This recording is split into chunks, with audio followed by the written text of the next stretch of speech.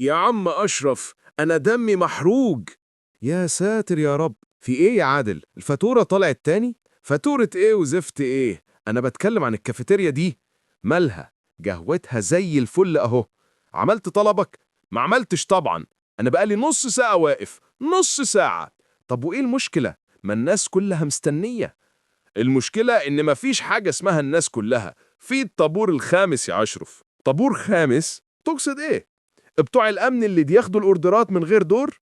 لا، طابور خامس بجد. ناس بتظهر فجأة، بتقف في البلايند سبوت بتاع اللي بيعمل القهوة. بيشوفوا الطابور طويل، يقوموا متسحبين من الجنب. يا راجل، دي تهيؤات من قلة الكافيين. تهيبات ايه؟ ده انا شفت محمود بتاع الحسابات النهارده بيعملها. وجل جنب المكنه، عمل نفسه بيتكلم في التليفون.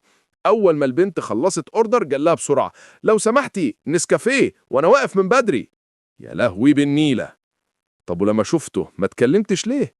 تصدق نسيت، هو عمل الموف دي ببراعه، تحس انهم متدربين عليها. انا اتلبخت وبصيت في السقف، لقيته بياخد الكوبايه وبيمشي وهو بيغمز لي. طب خلاص اهدى، هقوم اطلب لك انا قهوة عشان تهدي. انت متأكد مش هتعمل حركة محمود؟ لا طبعا، انا راجل ملتزم.